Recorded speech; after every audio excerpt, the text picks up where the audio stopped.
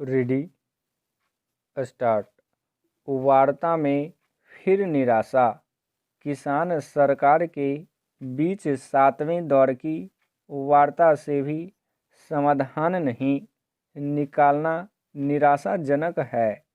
इस वार्ता से बहुत उम्मीदें जताई जा रही थीं। विज्ञान भवन में आयोजित वार्ता के बीच मंत्रियों ने भी किसानों के लंगर का आनंद लिया, लेकिन कुल मिलाकर समाधान नहीं निकला। अगली वार्ता शायद 4 जनवरी को होगी। तब तक किसानों का आंदोलन तय है। जब राष्ट्रीय राजधानी में तापमान दहाई के आंकड़े से भी नीचे चला जा रहा है, सूर्यदेव की गर्मी भी फीकी लग रही है, तब किसानों का सड़कों पर बैठकर आंदोलन करना दुखद और अफसोसजनक है। हम प्रत्यक्ष या परोक्ष रूप से किसान आंदोलन का ऐसा इतिहास लिख रहे हैं जो हमें आने वाले दशकों तक शायद अफसोस का एहसास कराता रहेगा। दस्तावेज़ों में यही लिखा जाएगा कि जब देश नए साल और नए दशक में जाने वाला था, तब किसान राष्ट्रीय राजधानी की सीमा पर सड़कों पर बैठे थे। बहरहाल बुधवार की वार्ता में सरकार ने कृषि कानूनों पर विचार के लिए एक समिति बनाने का सुझाव रखा है। सरकार पराली और विद्युत संबंधी प्रावधानों व कानून में रियायत के लिए तैयार है, जबकि किसान किसी भी सूरत में तीनों कृषि कानूनों को हटाना चाहते हैं। न्यूनतम समर्थन मूल्य की गारंटी के लिए अलग कानून चाहते हैं, लेकिन बुधवार की वार्ता में सरकार निजी क्षेत्र में यह आश्वासन देने के लिए तैयार नहीं दिखी। अब तो आंदोलन के दौरान काल के गाल में समाये किसानों के परिजनों को मुआवजा देने की मांग भी जुड़ गई है और आंदोलन के दौरान दायर मुकदमे वापस लेने की मांग है ही। हमें ध्यान रखना चाहिए, यह देश किसानों का है और इतिहास गवाह है। जब भी किसान एकजुट हुए हैं, सरकारों को झुकने के लिए मजबूर होना पड़ा है। देश के जिन राज्यों में किसान एकजुट नहीं है, वहाँ मंडी की व्यवस्था पहले ही समाप्त हो चुकी है। अब यदि सरकार न्यूनतम समर्थन मूल्य का आश्वासन देती है, तो उसे देश के तमाम राज्यों में लागू करने की ज़रूरत पड़ेगी। न्यूनतम समर्थन मूल्य को न केवल सरकारी मंडी बल्कि निजी मंडियों के जरिए भी कैसे सुनिश्चित किया जा सकता है। निजी व्यापारियों और निजी कंपनियों पर किसानों को भरोसा नहीं है, यह हम साफ देख रहे हैं। क्या हमारे देश में ऐसी कोई निजी कंपनी है जो सामने आकर बोल सके कि हमने किसानों को यथोचित मूल्य दिया है। किसानों के बीच फैला असंतोष सिर्फ सरकार की ही चिंता नहीं है, निजी कंपनियों को भी अपने गिरेबान में झांकना चाहिए। कृषि प्रधान देश में कृषि उत्पाद संबंधी निजी कंपनियों का रिकॉर्ड अच्छा होता तो किसान क्यों सड़कों पर बैठते। इसका कतई यह अर्थ नहीं कि किसानों को निजी कंपनियों को निशाना बनाना चाहिए। जिस तरह से पंजाब में असंख्य मोबाइल टावर को नुकसान पहुंचाया गया है, उसकी कोई प्रशंसा नहीं करेगा। बहरहाल यह भविष्य के लिए संकेत है कि निजी कंपनियों को ज़्यादा संवेदनशील होकर किसानों से व्यवहार करना चाहिए। हर जगह किसानों को दबाया नहीं जा सकता, पर किसान आंदोलन को रास्ता दिखाने की जो सियासी कोशिशें हो रही हैं, उसकी भी निंदा होनी चाहिए। किसान और सरकार दोनों पक्षों को अपनी अपनी बात पर अड़े रहने के बजाय बीच का रास्ता निकालना चाहिए और परस्पर विश्वास सम्मान का भाव रखते हुए आरोप प्रत्यारोप में शालीनता बरतनी चाहिए। स्टॉप।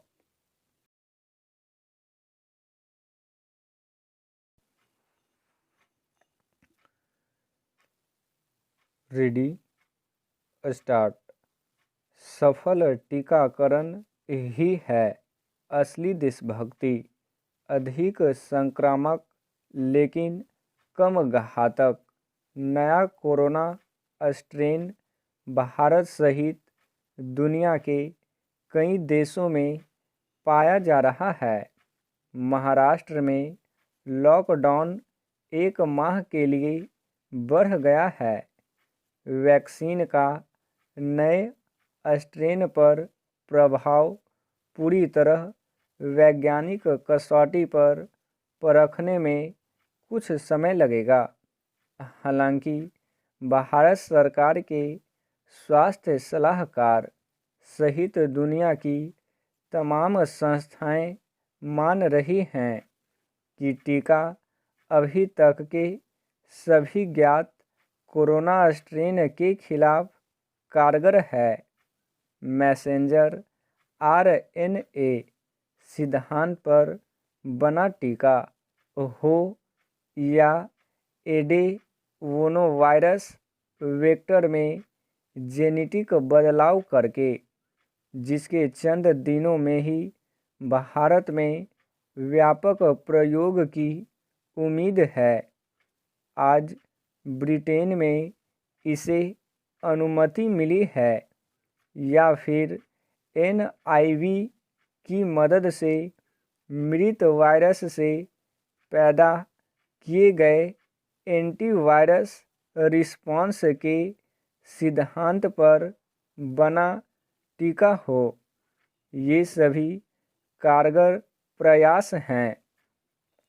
अमेरिका में एक सर्वे के अनुसार शुरुआत में हर दूसरा व्यक्ति शंका से टीके के प्रति अनिच्छुक था, लेकिन मात्र 2 हफ्ते में हर 4 में से 3 लोग अब सहर्ष टीका लगवाने को तैयार हैं। भारत में कोरोना का बहुत ज़्यादा असर नहीं देखा गया और आबादी रोग दर ही नहीं, रोग मृत्यु दर भी दुनिया के अन्य देशों के मुकाबले काफ़ी कम थी। जब यह वायरस अपना स्ट्रेन कहीं भी कभी भी बदल देता हो। यह जरूरी नहीं है कि टीका लगवाकर इससे पूर्ण मुक्त हों। IMF का मानना है कि पूरी दुनिया की अर्थव्यवस्था GDP जो 2019 में करीब 141 ट्रिलियन डॉलर की थी, इस कारण 4.4% सिकुड़ गई है।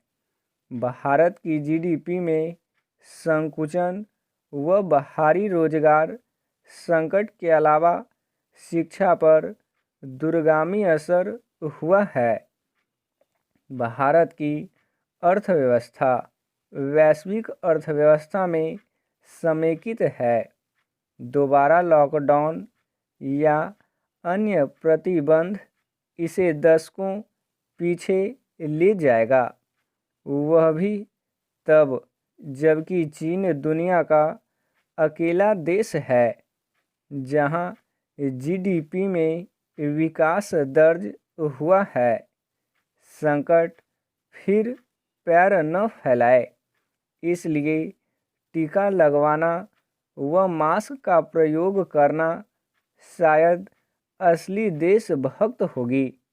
स्टॉप।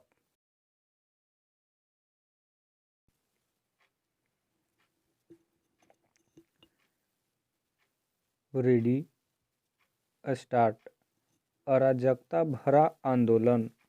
किसान हित के नाम पर दिल्ली में प्रमुख रास्तों की नाकेबंदी के बाद पंजाब में जिस तरह मोबाइल टावरों पर हमले का सिलसिला कायम हुआ और वह थमने का नाम नहीं ले रहा, उससे यह संदेह और गहराता है कि इस आंदोलन के पीछे शरारती तत्व भी हैं। यह संभवतः पहला किसान आंदोलन है जिसके जरिए लोगों को जानबूझकर तंग करने के साथ ही राष्ट्रीय संपदा को नष्ट करने का काम किया जा रहा है। यह साधारण बात नहीं कि पंजाब में एक एक करके करीब 1,500 मोबाइल टावर नष्ट कर दिए गए या फिर उनकी बिजली आपूर्ति बाधित कर दी गई और राज्य सरकार हाथ पर हाथ धरे बैठी रही। जब उसके इस रवैये पर सवाल उठे तो मुख्यमंत्री अमरिंदर सिंह ने पहले तो मोबाइल टावरों को निशाना न बनाने की अपील की और फिर चेतावनी देने की औपचारिकता निभाई। यह चेतावनी कितनी दिखावटी है, इसका पता इससे चलता है कि उपद्रवी तत्वों के खिलाफ कोई ठोस कार्रवाई नहीं की जा रही है। पुलिस की निष्क्रियता की शिकायत खुद रिलायंस जियो ने की है। निस्संदेह यह समझ आता है कि पंजाब सरकार अपना राजनीतिक उल्लू सीधा करने के लिए किसान आंदोलन को हर तरह से समर्थन दे रही है और यह भी किसी से छिपा नहीं कि उसने किस तरह उन किसानों के खिलाफ कुछ नहीं किया जो रेल पटरियों पर जा बैठे थे, लेकिन इसका यह मतलब नहीं कि वह उपद्रवी तत्वों से मुंह फेर लें। यदि सत्ता में बैठे लोग संकीर्ण स्वार्थों के फेर में राजधर्म की इस तरह खुली अनदेखी करेंगे तो केवल अराजकता को ही बल नहीं मिलेगा, बल्कि अन्य तरह के भी अनर्थ होंगे। पंजाब में रिलायंस जियो के मोबाइल टावर उस शरारत भरे दुष्प्रचार के चलते निशाना बनाए जा रहे हैं, जिसके तहत यह कहा जा रहा कि नए कृषि कानूनों से असली फ़ायदा तो अंबानी और अदानी को होने वाला है। अंबानी अदानी के खिलाफ आग उगलने का काम खुद राहुल गांधी की ओर से किया गया। इसके बाद यह सुनियोजित दुष्प्रचार इस तथ्य के बाद भी शुरू हो गया कि न तो अंबानी की कंपनियां किसानों से सीधे अनाज खरीदती हैं और न ही अदानी की। यह भी एक दुष्प्रचार ही है कि नए कृषि कानून लागू हो जाने के बाद न्यूनतम समर्थन मूल्य की व्यवस्था तो खत्म हो ही जाएगी, किसानों की ज़मीनें भी छीन जाएंगी। चूँकि इस दुष्प्रचार में वे भी शामिल हैं जो खुद को किसान नेता बताते हैं, इसलिए उनके इरादों पर संदेह होता है। क्या इससे बड़ी विडंबना और कोई हो सकती है कि किसान नेता ही किसानों को गुमराह करें। स्टॉप।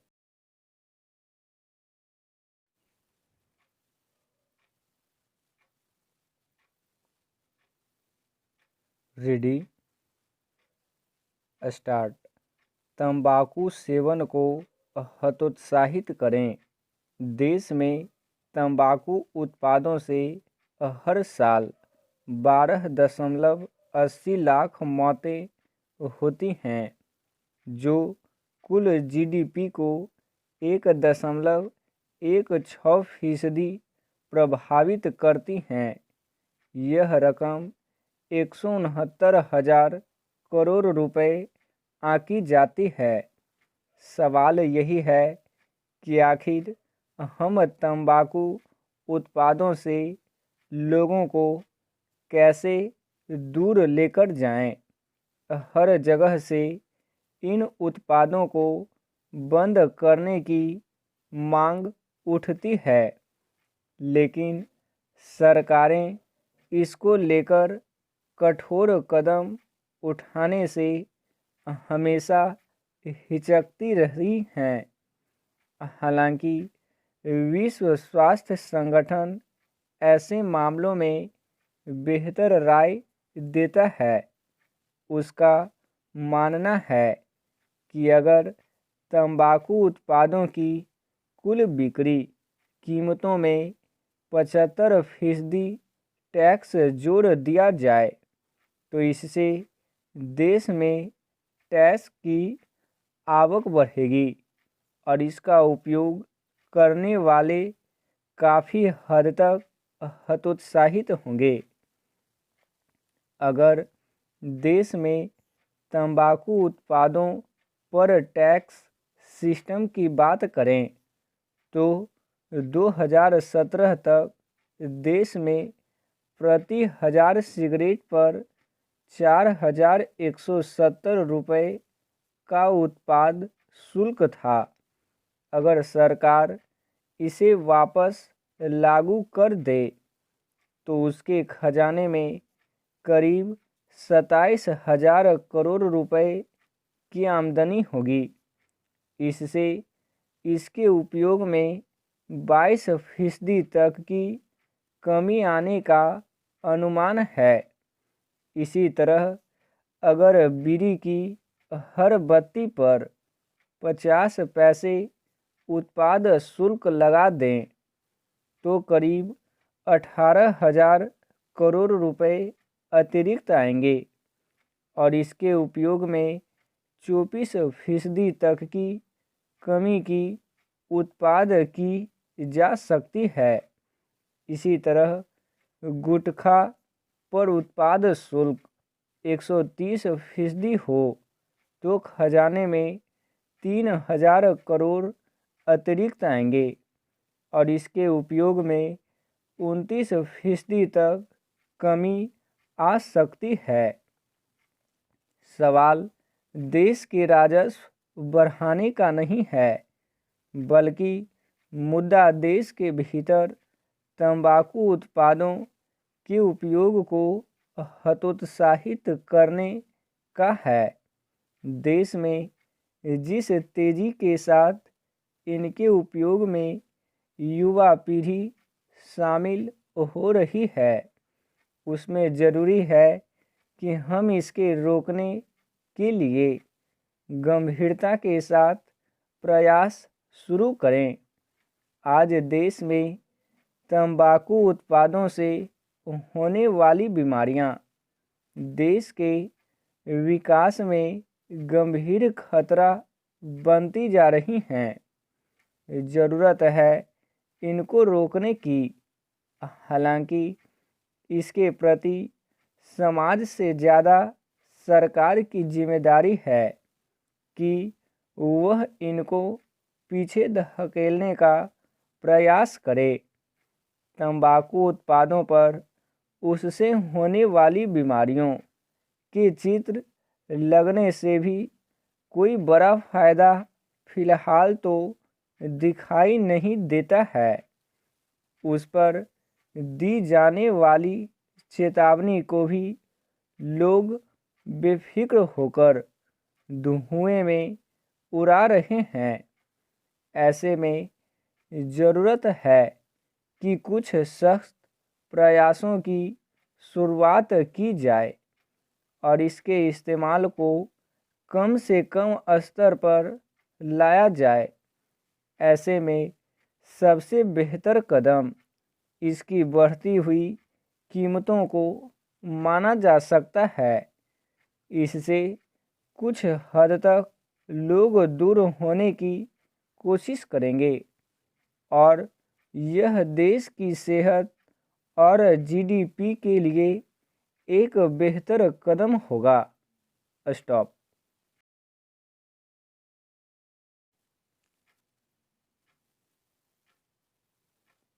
Ready start. आतंक का सिलसिला। कश्मीर घाटी में बुधवार को श्रीनगर के बाहरी इलाकों में 15 घंटे से ज़्यादा चली मुठभेड़ में सुरक्षा बलों ने 3 आतंकियों को मारकर गणतंत्र दिवस पर बड़े हमले की साजिश को नाकाम कर दिया। ये आतंकी एक घर में छिपे थे और बड़े हमले को अंजाम देने की कोशिश में थे।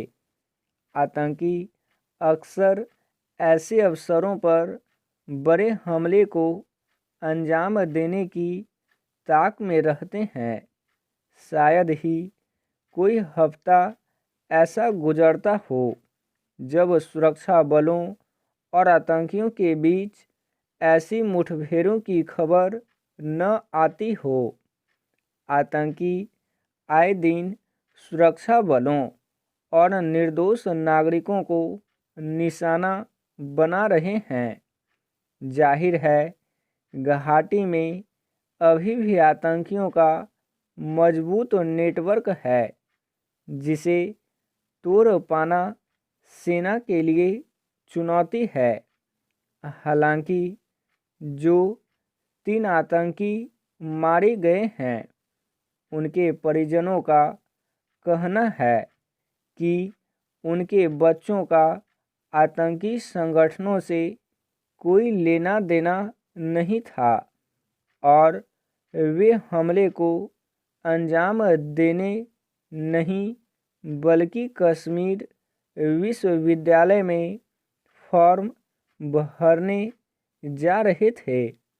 ऐसी घटनाएं भी सामने आती रही हैं जिनमें नौजवान जाने अनजाने आतंकी संगठनों के बहकावे में आ जाते हैं और उनके परिवारों को इसकी भनक तक नहीं लगती।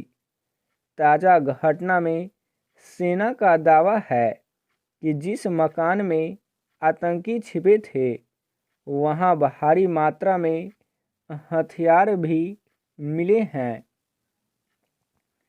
दक्षिण कश्मीर के शोपियां, कुलगाम और पुलवामा जिले आतंकियों के गढ़ हैं। सबसे ज़्यादा मुठभेड़ें भी इन्हीं इलाकों में हो रही हैं। पाकिस्तान के जैश-ए-मोहम्मद और लश्कर-ए-तैयबा सहित कई आतंकी संगठन यहाँ काम कर रहे हैं। आतंकी संगठनों ने अपना विस्तार करने के लिए कश्मीर के ग्रामीण इलाकों को निशाना बनाया है और यहाँ के नौजवानों को डरा धमकाकर या प्रलोभन देकर आतंकी गतिविधियों के तैयार करते रहते हैं। यह काम लंबे समय से चल रहा है और सेना या किसी खुफिया एजेंसी से छिपा भी नहीं है, लेकिन आतंकियों का नेटवर्क इतना फैल चुका है कि इसके खात्मे में वक्त लग सकता है। यह भी कोई छिपी बात नहीं है कि आतंकी संगठनों को पाकिस्तान से भरपूर मदद मिल रही है और पाकिस्तान में बैठे सरगनाओं के इशारे पर बड़े हमलों को अंजाम दिया जा रहा है। घाटी में ऐसे हमलों को अंजाम देने के पीछे मकसद लोगों में खौफ और दहशत पैदा करना है। कश्मीर घाटी में इस साल 200 से ज़्यादा आतंकी मारे जा चुके हैं, जिनमें 40 आतंकी पाकिस्तान से आए थे और बाकी स्थानीय स्तर पर काम करने वाले थे। कश्मीर में आतंकवाद फैलाने के लिए पाकिस्तान कोई कसर नहीं छोड़ रहा। ख़ास तौर से पिछले साल अगस्त में जम्मू कश्मीर में अनुच्छेद 370 को निष्प्रभावी किए जाने के बाद तो उसकी बौखलाहट और बढ़ गई है। इसलिए अब उसका एकमात्र मकसद घाटी में अशांति पैदा करना है। इसलिए घाटी में बड़ी संख्या में आतंकियों की घुसपैठ कराने और ड्रोन के जरिए हथियार पहुंचाने की कई घटनाएं सामने आ चुकी हैं। कुछ समय पहले वास्तविक नियंत्रण के पास एक सुरंग का भी पता चला था, जिससे आतंकी भारतीय क्षेत्र में घुस रहे थे। पाकिस्तान की ओर से संघर्ष विराम तोड़ने की घटनाएं भी इस साल सबसे ज़्यादा हुई हैं। 5000 से ज़्यादा कश्मीर में इस साल आतंकी संगठनों ने ज़्यादा हमले इसलिए भी किए ताकि वहाँ कोई राजनीतिक प्रक्रिया शुरू न हो पाए। लेकिन इस बार जिला विकास परिषद के चुनावों में जिस तरह से लोगों ने जोश दिखाया और मतदान किया, उससे भी आतंकी संगठन हताश हैं। इसी हताशा में वे सुरक्षा बलों और नागरिकों पर हमले कर रहे हैं। सुरक्षा बलों की मुस्तैदी और आतंकियों के खिलाफ व्यापक स्तर पर अभियान ही इसका इलाज है। स्टॉप।